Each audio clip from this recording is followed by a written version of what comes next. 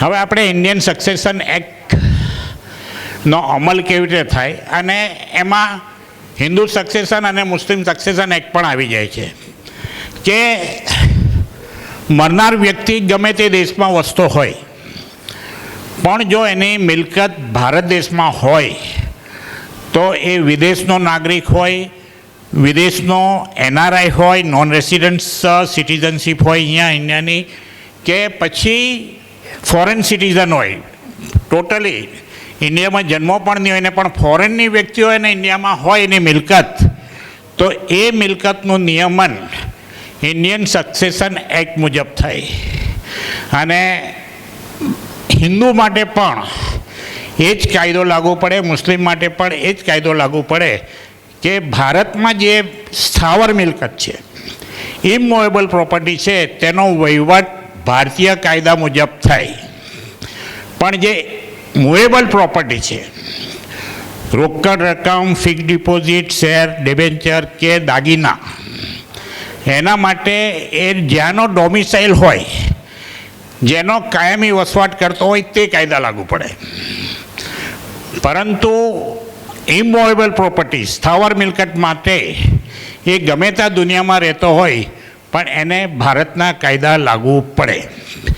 એ આજના સંદર્ભમાં એટલા માટે જરૂરી છે કે આપણે સૌ સમજીએ છીએ કે આજે મોટાભાગના કુટુંબમાંથી એકાદ દીકરો ફોરેનમાં હોય, કાયમી ફોરેન થઈ ગયો હોય, સિટીઝન થઈ ગયો હોય, પણ જ્યારે વારસાઈનો પ્રસંગ આવે છે તો એની મિલકત હોય કે એના મા બાપની મિલકત હોય, તેનું નિયમન ભારતીય કાયદા મુજબ થાય.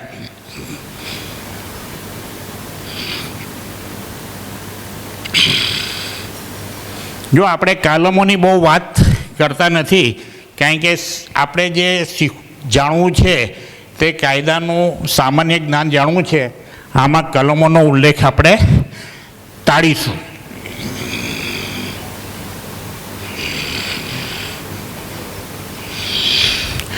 ઇન્ડિયન સક્સેશન એક્ટ કોને લાગુ પડે?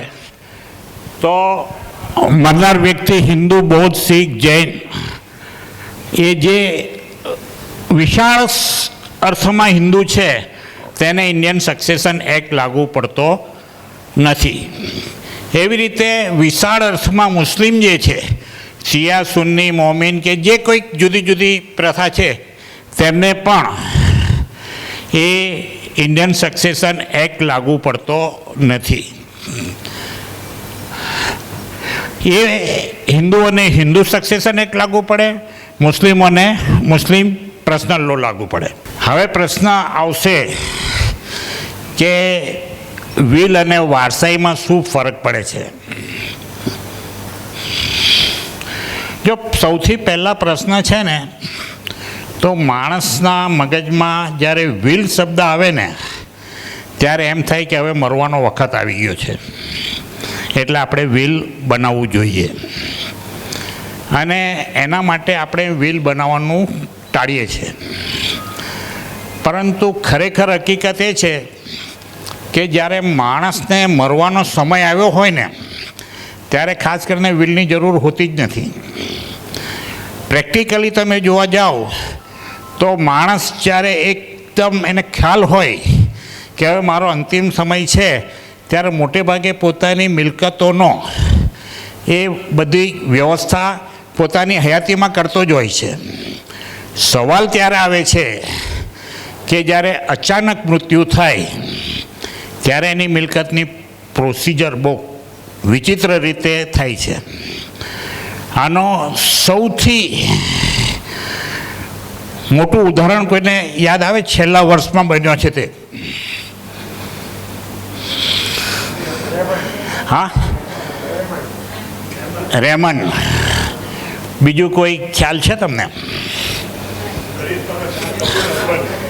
કરિશ્મા કપૂરનો હસબન્ડ સંજય કપૂર, એકદમ યંગ એજ, અને કલ્પના પણ નહોતી થઈ કે મારું મૃત્યુ થશે. એક પત્નીના છૂટાછેડા, બીજા લગ્ન, આગળની પત્નીના બાળકો, બીજા બાળકો, માતા પિતા, અને વગર વિલે એકાએક મૃત્યુ થયું. અને આજની તારીખમાં પણ એની મિલકત વિશે બધું જ ડખો ચાલે છે કોર્ટમાં. એવો જ એક બહુ જૂનો કિસ્સો છે બિરલા ફેમિલીનો. એમાં આના કરતાં ઉલટું થયું છે. બિરલા ફેમિલીની જે વડીલ બહેન હતા, જેને આપણે એને માતા કહેવાય, એને ઘરમાં બહુ જ મોટા ઝઘડા થતા હતા. તો એણે પોતાની વિલથી પોતાની મિલકત બધી પોતાના ચાર્ટર્ડ એકાઉન્ટન્ટને આપી દીધી હતી. અને આજની તારીખમાં બી એ ડખો ચાલે છે, આજે 25 વર્ષ પછી પણ. અને એ કંઈ મિલકતો નાની હોતી નથી, કરોડો રૂપિયાની મિલકત છે. અને એ પોતાની વ્યવસ્થા એ રીતે થઈ છે. હવે જે રેમન્ડવાળી વાત છે તે વારસાઈનો જ એક ભાગ છે, પણ એ આખો જુદો છે. એમણે પોતાના જીવનમાં થોડીક ઉતાવળ કરી કે એમણે પોતાની હયાતીમાં પોતાની બધી મિલકત પોતાના દીકરાને આપી અને પોતા માટે કંઈ રાખ્યું નહીં. અને કમનસીબ એવી ઘટના બની કે દીકરો એમના હાથમાં રહ્યો નહીં. અને આટલી મોટી એસેટો હોવા છતાં એ ખૂબ જ દરિદ્ર હાલતમાં એમનું પોતાનું ગળપણ વિતાવ્યું. આ બધા જ પ્રશ્નો વિલ અને વારસાઈને લગતા. યસ,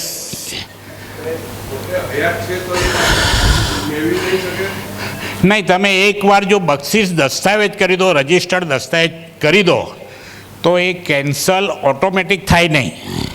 પોતે ન કરી શકે, એના માટે એણે કોર્ટનો આશરો રહેવો પડે. કોઈ પણ રજિસ્ટર્ડ દસ્તાવેજ હોય, પછી વેચાણ હોય, લીઝ ડીડ હોય, વિલ હોય, કંઈ પણ રજિસ્ટર્ડ દસ્તાવેજ કેન્સલ કરવાની જ્યુરિસ્ડિક્શન હકુમત માત્ર સિવિલ કોર્ટની છે. એટલે એને કેન્સલ કરવું હોય તો એણે કોર્ટમાં જવું પડે ને, એ બહુ ડિફિકલ્ટ છે.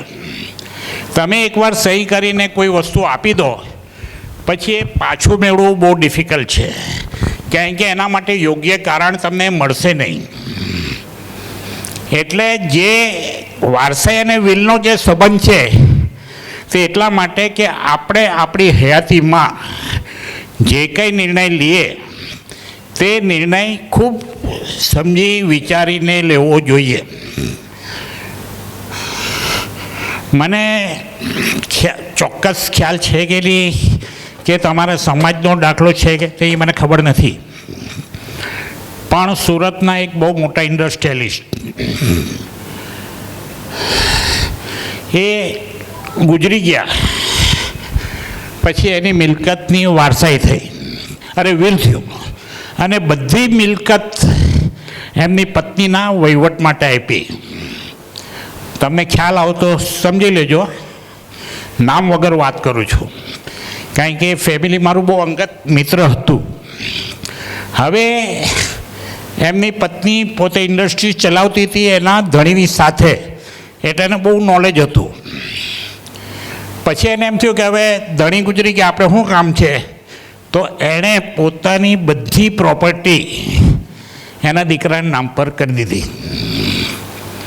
અને અનફોર્ચ્યુનેટલી રેમન્ડનો બીજો દાખલો બની ગયો. એનો દીકરો એ મિલકત મળી ગયા પછી માની બિલકુલ કાળજી લેવાનું બંધ કરી દીધું. અનફોર્ચ્યુનેટલી એવું હતું કે બેનને દર અઠવાડિયે ડાયાલિસિસ કરાવવું પડતું હતું, અને એ ડાયાલિસિસના પૈસા પણ એના દીકરો આપતો નહોતો.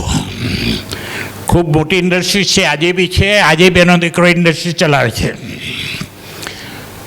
એની પાસે ઘરે મર્સિડીઝ ગાડી હોવા છતાં ડાયાલિસિસ માટે એની માને રિક્ષામાં જવું પડતું હતું. અને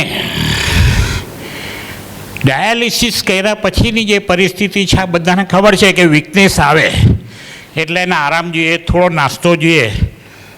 રિક્ષામાંથી ઘરે જઈ શકે એવી પોઝિશન ન હોય એટલે એની બહેનના ત્યાં જતી હતી, અને એની બહેનના ત્યાં અડધો દિવસ નાસ્તો કરીને રહેતી હતી. આવું 2 વર્ષ 3 વર્ષ સુધી ચાલ્યું, ખૂબ લાચારી. અલ્ટિમેટ એ બેને એક દિવસ એવો નિર્ણય લીધો કે હવે મારે ડાયાલિસિસ કરાવવું જ નથી, અને એણે ડાયાલિસિસ કરાવવાનું બંધ કરી દીધું. અને 2-3 દિવસ થયા એટલે એ બેન આ દુનિયામાં રહ્યા નહીં. પણ એ ડાયાલિસિસ બંધ કરાવ્યું એમ ન કહેવાય. It is ultimately suicide.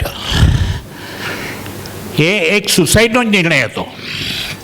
પણ એની પાછળનું તમે કારણ જુઓ તો રેમન્ડ ગણો, પરિમલ ગણો, કે આ બેન ગણો, કે આવા અસંખ્ય કિસ્સાઓ હશે કદાચ, કે પોતાની હયાતીમાં પોતાના ભવિષ્યનો નિર્ણય કર્યા વગર જો તમે કોઈ પણ વારસાઈનો નિર્ણય લો છો તો એ બહુ જોખમી થઈ શકે છે.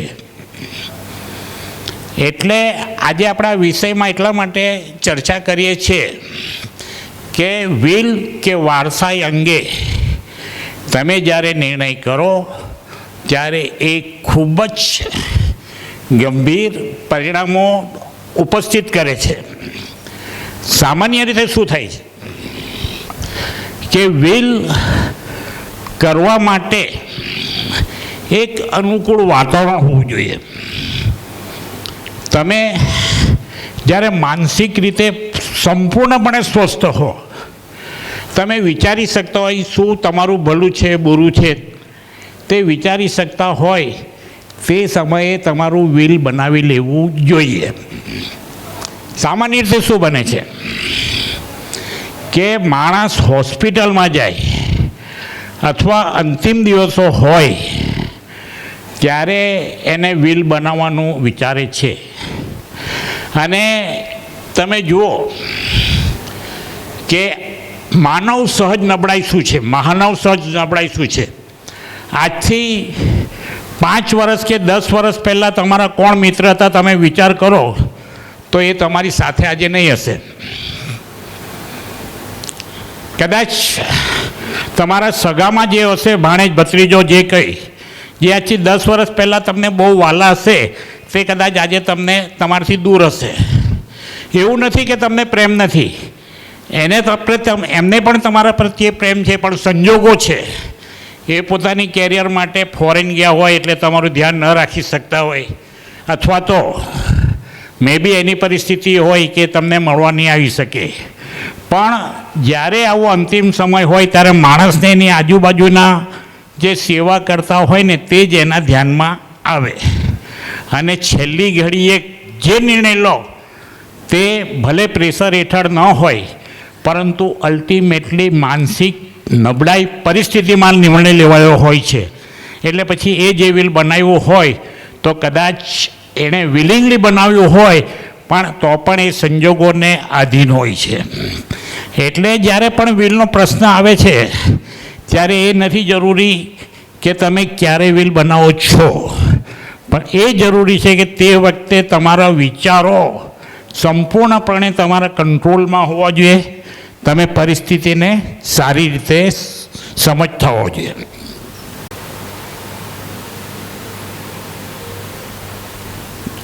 જો હિન્દુ વારસા હક કોને અમલમાં કોના લાગુ પડે તે આપણે જોઈએ તો સમગ્ર જે વિશાળ અર્થમાં હિન્દુ ગણાય ને તેને, જે લોકો પોતાની જાતને હિન્દુ નથી સમજતા તેમને પણ આ કાયદો લાગુ પડે છે. દાખલા તરીકે જૈન જે હોય તે સામાન્ય રીતે પોતાને હિન્દુ સમજતા નથી હોતા, એ લોકોનું જૈનિઝમ અલગ છે. શીખ એ પણ પોતાની જાતને હિન્દુ સમજતા નથી, એ લોકોનો આખો એક સંપ્રદાય અલગ છે. બૌદ્ધ સંપ્રદાય એ પણ આખો હિન્દુમાં નથી ગણતા. સાઉથમાં તમે જોવા જાઓ તો અસંખ્ય એવા સંપ્રદાયો છે કે જે પોતાને હિન્દુ સમજતા નથી. સાઉથમાં તો એવી પરિસ્થિતિ છે કે રામને વિલન ગણે અને રાવણને પોતાના ભગવાન ગણે છે. તમે જોશો એની હિસ્ટ્રી તો આજે ત્યાં પણ એમ છે.